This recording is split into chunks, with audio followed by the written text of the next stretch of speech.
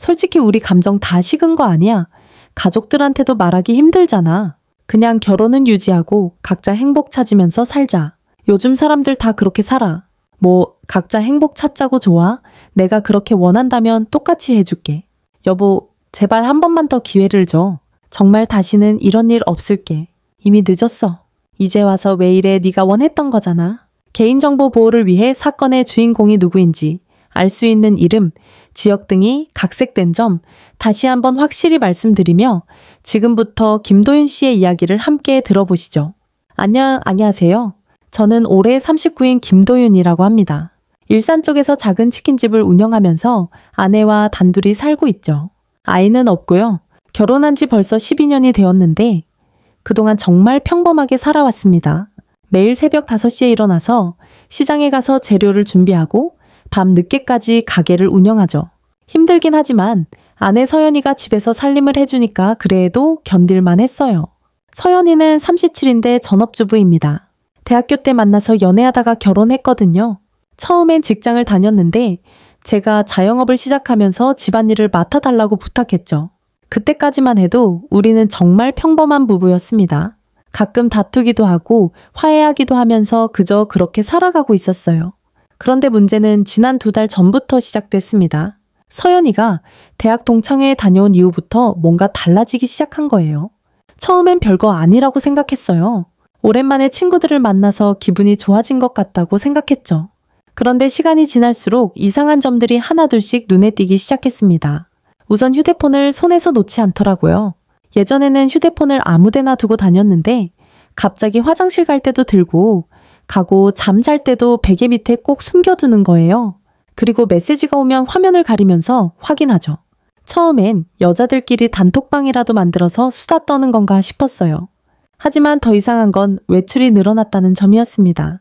예전에는 마트 가는 것 빼고는 거의 집에만 있었는데 갑자기 친구 만난다면서 일주일에 2-3번씩 나가는 거예요. 그것도 저녁 시간에 나가서 밤늦게 들어오죠. 물어보면 친구들이랑 수다 떨다 보니까 시간 가는 줄 몰랐다면서 대수롭지 않게 넘어가더라고요. 더 의심스러웠던 건 외모에 신경을 쓰기 시작했다는 점입니다. 결혼을 하고 나서는 집에서만 지내니까 편한 옷만 입고 다녔는데 갑자기 새 옷을 사더라고요. 그것도 좀 화려한 옷들이요. 향수도 새로 샀어요. 예전에는 향수 같은 건 전혀 안 뿌렸는데 말이죠. 친구 만나러 갈 때마다 정성스럽게 화장하고 향수까지 뿌리고 나가는 모습을 보니까 뭔가 이상하다는 생각이 들더라고요. 그래도 처음엔 그냥 여자들끼리 모이면 예쁘게 꾸미고 싶어 하는 거겠거니 했어요. 오랜만에 친구들 만나니까 좀 멋있게 보이고 싶어 하는 게 당연하다고 생각했죠. 하지만 그런 날들이 계속 반복되면서 점점 불안한 마음이 커졌습니다. 뭔가 놓치고 있는 게 있는 것 같은데 정확히 뭔지 모르겠더라고요. 그러던 어느 날 밤이었어요. 서연이가 또 친구 만난다면서 나갔는데 평소보다 더 늦게 들어왔어요. 거의 밤 11시가 넘어서 들어온 거죠. 그런데 들어오자마자 바로 샤워를 하더라고요. 예전에는 밖에 나갔다 오면 그냥 씻지도 않고 바로 잠자리에 들곤 했는데 말이에요. 샤워하는 동안 저는 서연이 옷을 보게 됐어요. 그런데 옷에서 남자 향수 냄새가 나는 거예요. 서연이가 뿌린 향수와는 전혀 다른 냄새였죠. 그 순간 머리가 하얘졌어요. 설마 하는 생각이 들면서도 한편으로는 이제야 퍼즐 조각들이 맞춰지는 것 같았거든요. 다음 날부터 저는 서연이를 더 자세히 관찰하기 시작했습니다. 그런데 관찰하면 할수록 의심스러운 점들이 더 많이 보이더라고요. 전화가 오면 다른 방으로 가서 받고 컴퓨터를 쓸 때도 제가 지나가면 화면을 재빨리 바꾸고 심지어 잠꼬대로 다른 남자 이름을 부르는 것도 들었어요. 그 이름이 태민이었는데 나중에 알고 보니 서연이 대학 동창이더라고요. 예전에 서연이한테 대학 동창들 얘기를 들을 때 한 번 언급됐던 이름이었어요. 그때는 그냥 친구 중 한 명이니 했는데 이제 와서 생각해보니 서연이가 그 이름을 말할 때 표정이 좀 다르긴 했었거든요. 더 이상 참을 수가 없어서 저는 결정적인 증거를 찾기로 마음먹었습니다. 어느 토요일 오후 서연이가 또 친구 만난다면서 나가려고 할 때 저도 슬쩍 따라 나섰어요. 평소보다 훨씬 더 정성스럽게 화장하고 새로 산 원피스까지 입고 나가더라고요. 서연이는 버스를 타고 시내로 갔어요. 저는 차로 멀찍이 따라갔죠. 그런데 서연이가 도착한 곳은 친구들과 만날 만한 카페나 식당이 아니라 모텔 라인이었어요. 거기서 한 남자를 만나더라고요. 키가 크고 잘생긴 남자였는데 서연이를 보자마자 자연스럽게 허리에 손을 두르면서 모텔 안으로 들어가는 거예요. 그 순간 정말 머리가 하얘졌어요. 눈앞이 캄캄해지면서 숨이 막히는 것 같았죠. 하지만 저는 증거를 남겨야 한다는 생각에 핸드폰으로 사진을 찍었어요. 모텔에 들어가는 모습, 그리고 2시간 후에 나오는 모습까지 모두 찍었습니다. 모텔에서 나온 두 사람은 완전히 연인 같았어요. 남자가 서연이 머리를 쓰다듬어주고 서연이는 그 남자 팔짱을 끼고 걸어가더라고요. 입맞춤까지 하고 헤어지는 걸 보니까 정말 기가 막혔죠. 집에 먼저 들어와서 기다리고 있는데 서연이가 들어왔어요. 언제나처럼 친구들이랑 수다 떨다가 늦었어라면서 아무렇지도 않게 말하더라고요. 그 뻔뻔한 모습을 보니까 화가 치밀어 올랐지만 저는 일단 참고 기다리기로 했어요. 어떻게 대응할지 생각할 시간이 필요했거든요. 그날 밤 잠이 안 와서 계속 뒤척이고 있는데 서연이가 자다가 또 태민이라는 이름을 불렀어요. 그것도 애교 있는 목소리로 말이죠. 듣고 있으니까 정말 미칠 것 같더라고요. 20년 동안 함께 살아온 아내가 다른 남자 꿈을 꾸면서 웃고 있는 모습을 보니까 모든 게 허무해졌어요. 다음날 아침 저는 냉정하게 상황을 정리해 보기로 했습니다. 감정적으로 대응하면 오히려 불리해질 수 있다고 생각했거든요. 우선 증거는 충분히 확보했고 이제 어떻게 대응할지 결정해야 했어요. 이혼을 할 건지 아니면 다른 방법이 있을지 고민하게 됐죠. 하지만 결정적인 순간은 며칠 후에 왔어요. 서연이가 또 나가려고 하는데 이번에는 제가 먼저 말을 꺼냈어요. 요즘 친구들이랑 자주 만나네. 누구랑 만나는 거야? 그랬더니 서연이가 잠깐 당황하는 기색을 보이더라고요. 하지만 금세 태연하게 대학 동창들이야. 오랜만에 만나니까 할 얘기가 많아서라고 대답했어요. 그때 저는 핸드폰을 꺼내서 모텔 앞에서 찍은 사진을 보여줬어요. 이것도 동창 모임인가 사진을 본 서연이 얼굴이 하얗게 질리더라고요. 하지만 당황한 기색은 잠깐이었어요. 오히려 화를 내기 시작했거든요. 나를 미행했다고? 당신 정말 너무하네. 서연이가 목소리를 높이면서 오히려 저를 비난하기 시작했어요. 결혼해서 살다 보면 이런 일도 있을 수 있는 거 아니야. 우리 감정 다 식은 거 아니야. 솔직히 말해봐. 우리 언제부터 서로한테 관심 없었어? 저는 정말 어이가 없었어요. 불륜을 저지르고도 오히려 당당하게 나오는 모습에 말문이 막혔거든요. 그런데 서연이는 거기서 끝이 아니었어요. 그냥 결혼은 유지하고 각자 행복 찾으면 되잖아. 요즘 사람들 다 그렇게 살아. 열린 결혼이라고 들어봤어. 그 말을 듣는 순간 정말 화가 치밀어 올랐어요. 손이 떨리면서 서연이를 때리고 싶은 충동이 들었죠. 하지만 저는 꾹 참았어요. 감정적으로 대응하면 제가 불리해질 수 있다는 걸 알고 있었거든요. 대신 냉정하게 말했어요. 교화, 내가 그렇게 원한다면 원하는 대로 해줄게. 서연이는 제 반응이 의외였는지 잠깐 당황하는 표정을 보였어요. 아마 제가 화를 내거나 소리를 지를 거라고 예상했던 것 같아요. 하지만 저는 차근차근 계획을 세우기 시작했어요. 서연이가 원하는 게 각자 행복 찾기라면 저도 똑같이 해주기로 마음먹었거든요. 그날 밤부터 저는 본격적으로 계획을 세우기 시작했습니다. 우선 법적인 부분부터 알아봐야겠다고 생각했어요. 다음날 가게 일을 마치고 변호사 사무실을 찾아갔죠. 상간자 소송이 어떻게 진행되는지, 이혼할 때 재산 분할은 어떻게 되는지 자세히 물어봤어요. 변호사는 제가 가져간 증거 사진들을 보더니 이 정도면 상간자 소송 승소 가능성이 높다고 했어요. 그리고 부인이 먼저 불륜을 저질렀으니 이혼 시에도 유리한 위치에 있다고 조언해줬죠. 하지만 저는 일단 이혼보다는 다른 방법을 먼저 시도해 보기로 했어요. 집에 돌아와서 서연이에게 말했어요. 내가 말한 대로 각자 행복 찾는 거라면 제대로 된 합의서부터 쓰자. 서연이는 처음에 뭔 합의냐면서 귀찮아했지만 제가 준비한 내용을 보더니 금세 태도가 바뀌었어요. 합의서 내용은 간단했습니다. 서로 다른 사람과 만나는 것에 대해 간섭하지 않는다. 각자의 사생활을 존중한다. 이로 인한 모든 책임은 각자가 담당한다. 이런 내용들이었어요. 그리고 마지막에 이 합의서에 서명한 이유로는 상대방의 외도에 대해 어떤 이유도 제기할 수 없다는 조항을 넣었어요. 서연이는 그 조항을 보더니 잠깐 망설이더라고요. 이건 좀 이상한데. 하지만 저는 내가 열린 결혼을 원한다면서 그럼 당연히 나도 똑같은 권리가 있는 거 아니야? 라고 말했어요. 서연이는 잠깐 생각하더니 결국 서명했어요. 아마 이혼만 아니면 된다고 생각했던 것 같아요. 합의서의 서명을 받은 후부터 저는 본격적인 계획을 실행에 옮겼습니다. 우선 서연이 눈에 보이는 곳에서 소개팅 앱을 설치했어요. 그리고 일부러 서연이가 보는 앞에서 여자들과 메시지를 주고받는 모습을 보여줬죠. 물론 실제로는 후배한테 부탁해서 가짜 계정으로 연극을 하는 거였지만요. 서연이 처음에는 별 관심 없는 척했어요. 당신도 이제 인생을 즐길 줄 아네라면서 오히려 방이는 듯한 반응을 보였죠. 하지만 시간이 지날수록 표정이 점점 어두워지더라고요. 제가 진짜로 다른 여자들과 만나기 시작했다고 생각하니까 불안해하기 시작한 거예요. 주말마다 저는 약속 있다면서 외출했어요. 실제로는 후배와 함께 영화 보거나 술 한잔하는 게 전부였지만 서연이한테는 데이트하러 간다고 했죠. 그리고 일부러 늦게 들어와서 오늘 정말 즐거웠다면서 중얼거렸어요. 며칠 후부터 서연이 반응이 확실히 달라지기 시작했어요. 제가 외출 준비를 할 때마다 신경질적으로 굴더라고요. 또 나가, 요즘 맨날 나가네 라면서 투덜거리죠. 그러면 저는 내가 먼저 시작한 거잖아. 각자 행복 찾는다며 라고 대답했어요. 그런데 정말 재미있는 건 서연이가 점점 저한테 신경을 쓰기 시작했다는 점이에요. 예전에는 제가 늦게 들어와도 관심 없어 했는데 이제는 몇 시에 들어왔는지 체크하고 어디 갔다 왔는지 슬쩍 물어보더라고요. 심지어 제 옷에서 다른 여자 향수 냄새 나는지도 확인하는 것 같았어요. 한편으로는 상간자 소송 준비도 착착 진행하고 있었어요.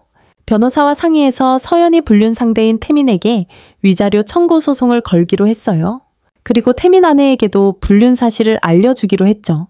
이 모든 걸 서연이는 전혀 모르고 있었어요. 소송장이 태민에게 전달된 건 합의서 작성하고 일주일 후였어요. 그날 저녁 서연이가 갑자기 핸드폰을 보더니 얼굴이 하얗게 질리더라고요. 아마 태민한테서 연락이 온 것 같았어요. 서연이는 급하게 밖으로 나가서 전화를 받더라고요. 1시간 후에 들어온 서연이 표정은 정말 심각했어요. 저한테 와서 여보, 우리 진짜 이러면 안 될 것 같아 라고 말하더라고요. 하지만 저는 냉정하게 대답했어요. 왜 내가 원했던 거잖아. 각자 행복 찾는다며 서연이는 그게 아니라 태민이가 소송당했다고 하더라. 당신이 그런 거야 라고 물었어요. 저는 담담하게 당연하지. 내 안을 건드린 대가를 치러야지 라고 말했죠. 그러자 서연이가 합의서에 서명했으면서 왜 이래? 라고 소리를 질렀어요. 하지만 저는 이미 준비해둔 말을 꺼냈어요.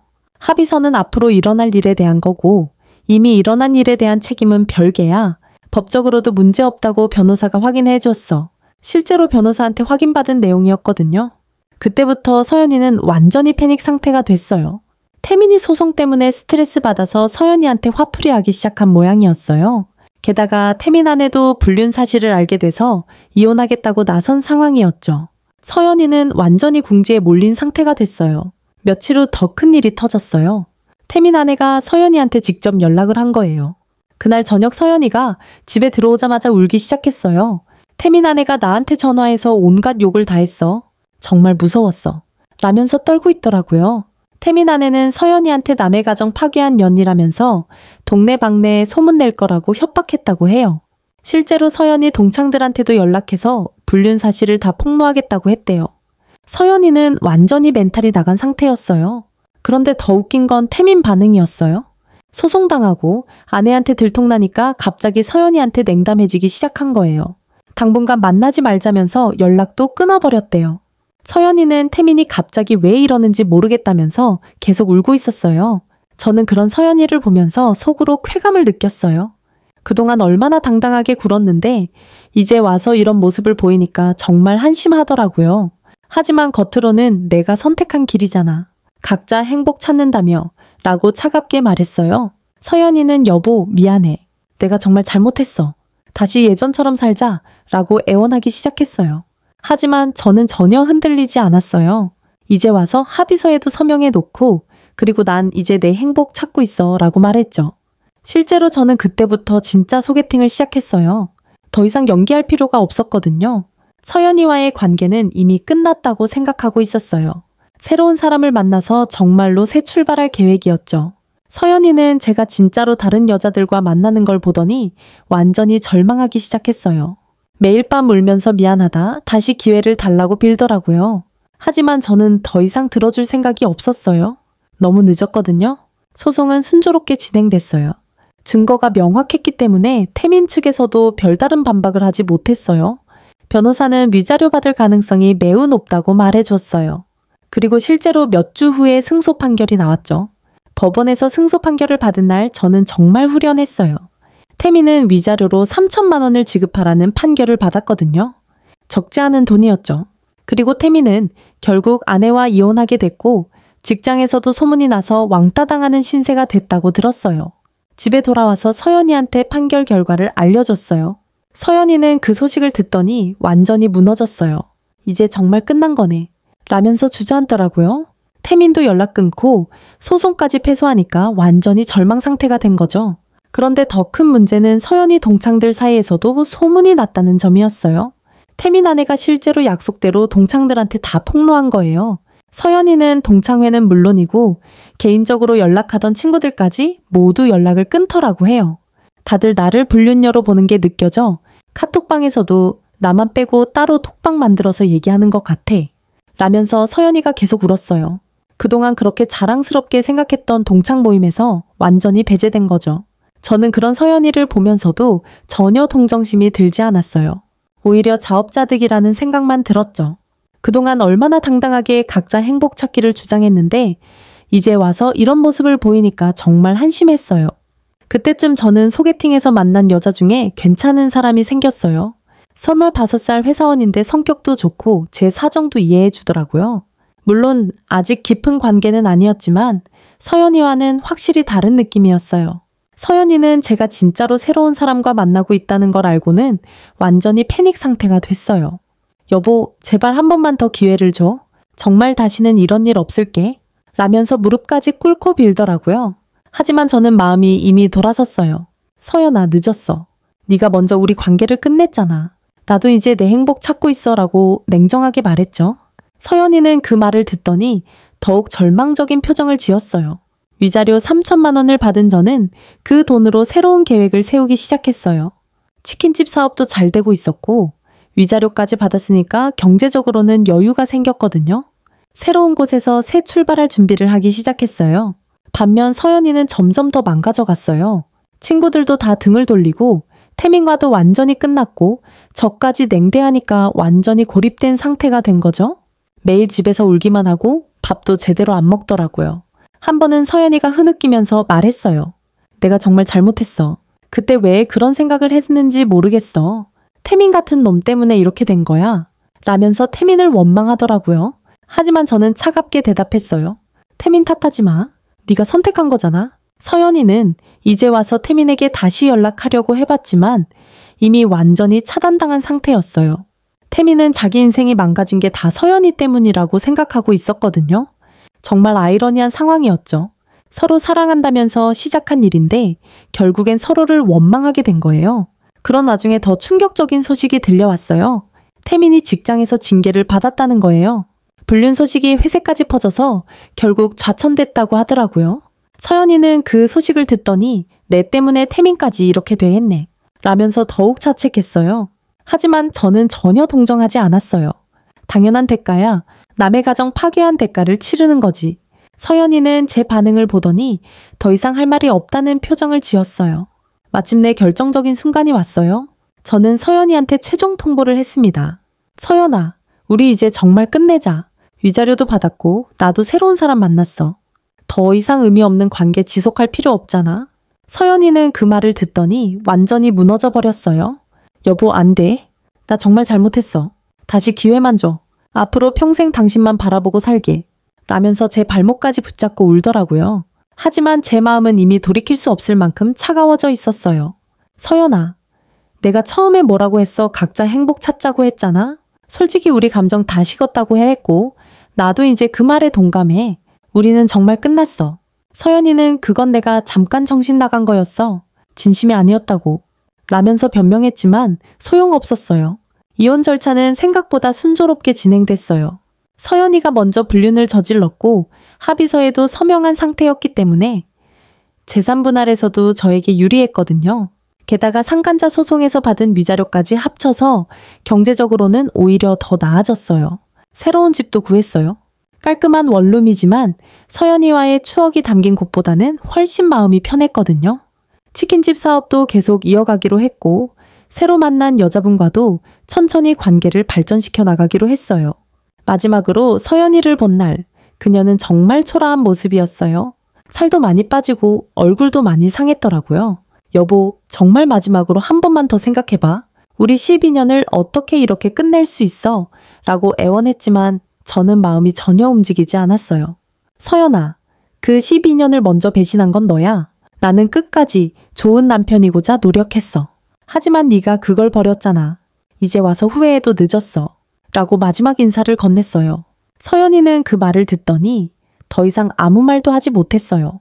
그저 울기만 할 뿐이었죠. 저는 그런 서연이를 뒤로하고 새로운 집으로 향했어요. 뒤돌아보지 않았어요. 며칠 후 들은 소식으로는 서연이가 원룸을 구해서 혼자 살게 됐다고 하더라고요. 동창들과도 완전히 연락이 끊어진 상태고 태밍화도 당연히 끝난 상태였죠. 완전히 혼자가 된 거예요. 자업자득이라고 생각했어요. 저는 이제 새로운 인생을 시작했습니다. 치킨집 사업은 더욱 잘 되고 있고 새로 만난 분과도 좋은 관계를 유지하고 있어요. 가끔 서연이 생각이 날 때도 있지만 후회는 전혀 없어요. 제가 옳은 선택을 했다고 확신하거든요. 내가 시작한 게임, 난 끝까지 해줬을 뿐이야. 각자 행복 찾자던 그 말 그대로 해준 거야. 지금은 행복해. 이제 정말 각자의 길을 가는 거야.